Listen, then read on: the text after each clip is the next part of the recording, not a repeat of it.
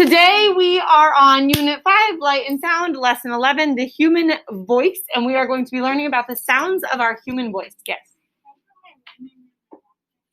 The sounds of the human voice. First of all, we're going to go back and revisit some things that we have already done. Go ahead and take your hand and put it on your throat. Just put it softly. You're not pushing. Just put it on there. And I want you to turn and have a brief conversation with your neighbor, but keep your hand there. And I want you to feel what's happening as you have that conversation. Quick 30-second conversation. Go.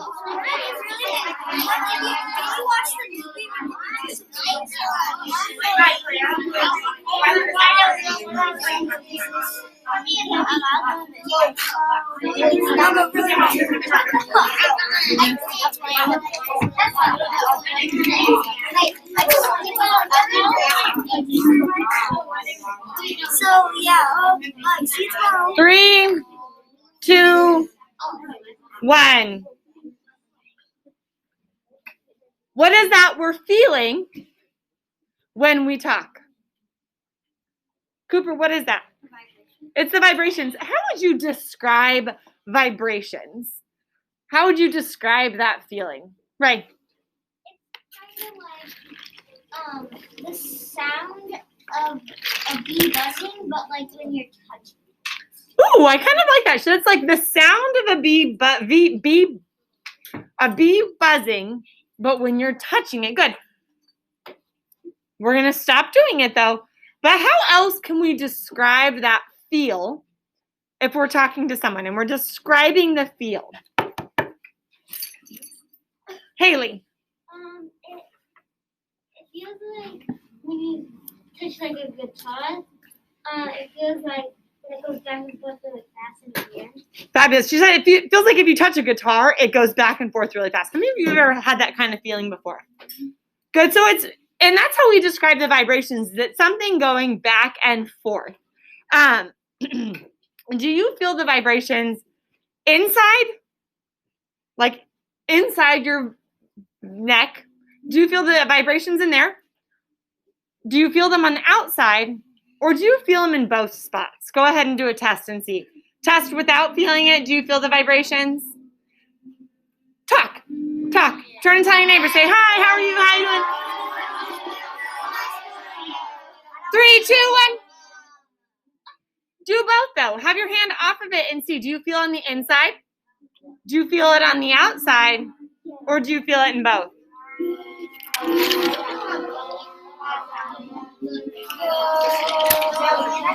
Yes.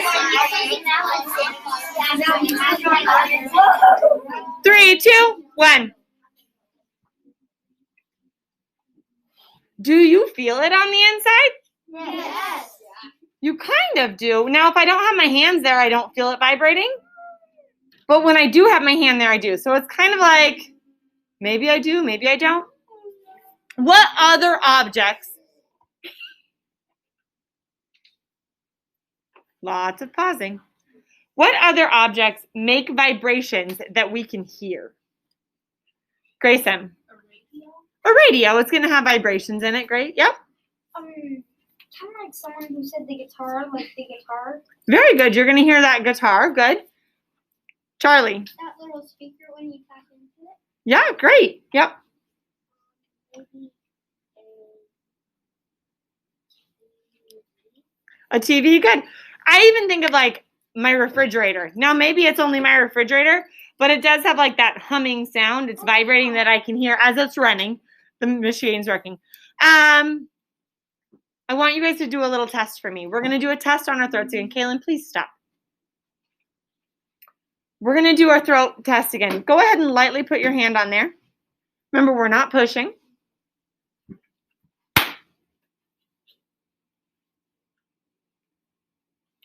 And I want you to speak really softly.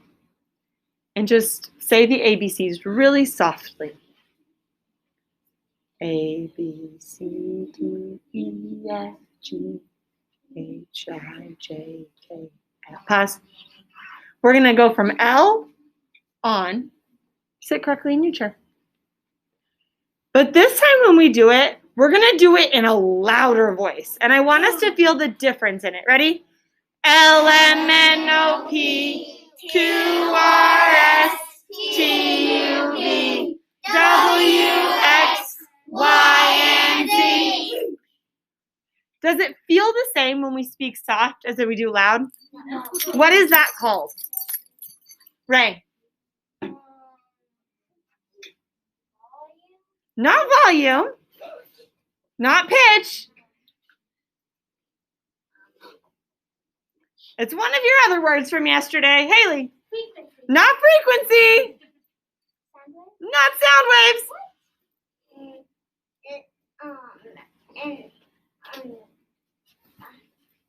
Can't remember. Kason. Vibration? Not vibrations. Haley. Nope. Yep. Medium. Intensity. Oh. What is it? Intensity. The difference. Middle row. If you need to do this at recess, we sure will, but you need to sit up, look like learners, and don't be laying down. I had 3 of you laying down at once. Don't give me the look of I don't know what I was doing. Your head was lying on your desk. When we feel that difference, how our voice is when it's really low to when it's really loud, that's the intensity of your voice, the intensity of the sound. Which kind of sound, soft or loud, has the most intensity? Loud. Loud. Those loud sounds are going to have the most intensity. Okay, we're going to do it again. And this time we are going to make a high-pitched sound. Ready, go. Make a low-pitched sound. Stop. How does your throat feel different when you make those 2 kinds of sounds? So we have high-pitched sound and our low-intensity, low-pitched sound.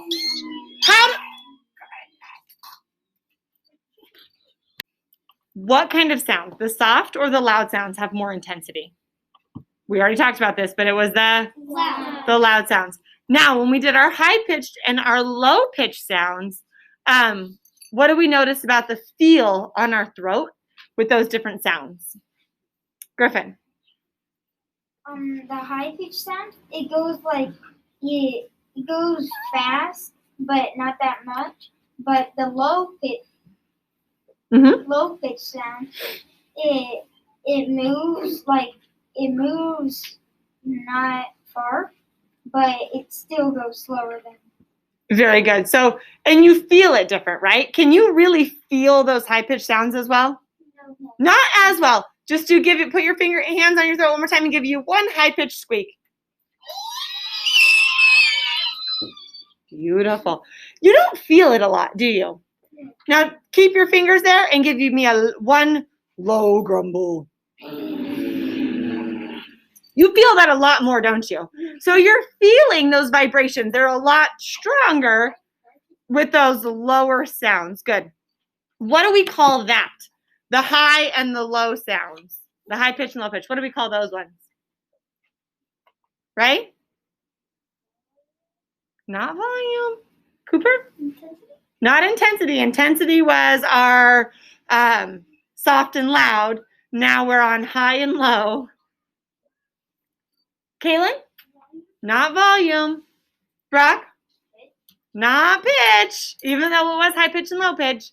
Grayson? It's our frequency. What is it? Frequency. Fabulous. How does it affect the pitch of the sound that is made? How does frequency affect the pitch that's made, the sound that's made? Turn and discuss with your neighbor. So the pitch is really talk.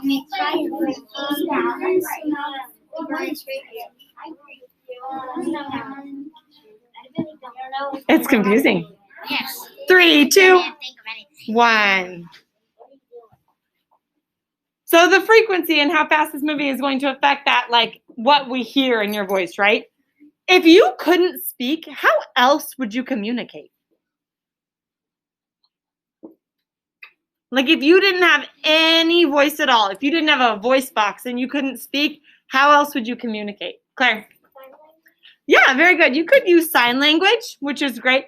Most people who are going to be using sign language do still have a voice box, so they have the ability to speak, but it's very hard to speak when you can't hear what you're saying. Does that make sense?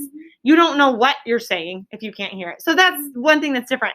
They have the ability to speak. They have the voice box. They can feel the vibrations and they can feel what's happening in their throat, but they don't necessarily make the same sounds as us because they don't know what they're saying because they can't hear how each other sounds, so they don't know how to say it. Does that make sense? Yeah. So you could communicate through sign language. Kason? Reading lips, another great one. Yep. Maybe you could write it on a piece of paper and show it to them. Yep, writing things down. A person who has no voice box, who is completely unable to speak or make the sounds, is what we call mute. Mute. People who are mute have the ability to communicate with others using sign language or the written words, but they are unable to speak themselves. There's also technology that can help people who cannot speak communicate more effectively as well. I remember there's some tablets will have it set up so that they can form sentences using it, which is nice because if you can't speak, it's nice to have something that can for you and do quickly, right? We're going to listen carefully and we're going to learn more about the voice and see whether or not your prediction about voices, how voices are produced, comes true. So really that production of voices and how it changes, that turn and talk real quick, is what we go through today. So we're going to do our vocabulary super fast. Our first one is variations. What's our word? Variation. Variation is going to be changes in the amount, form, or the level of something. So I just put up a picture of apples because they can vary in color, in size, and taste, right? But we're going to be thinking today in the form or the level. So variations of sounds is mostly what we're going to be thinking about today. Our next word is the word voice box. What is our word? Voice box. The voice box is going to be within you. And I actually couldn't find one where it was labeled, which is kind of funny, but we're going to come across it anyway, which is the larynx. What's our word? Larynx. So the voice box is just the larynx. It's another word for a part of your body. And I couldn't find a picture of it, but we're going to read about it in 2 different stories today. So you'll get it. And then our next one is going to be the diaphragm. What is it? Diaphragm. This is something we talked about when we did the human body, but it's going to be a sheet of muscle that separates the lungs from the lower part of the body. Remember when we learned about that diaphragm? It's what gives that space in your body. And it allows air to be breathed into the lungs because that diaphragm can expand and compress with the air coming in. So that's that diaphragm there. We learned about it when we learned about the human body because it is a muscle, but going back to it again, we're going to see that in our reading today. Sound good? We are going to start with our read aloud.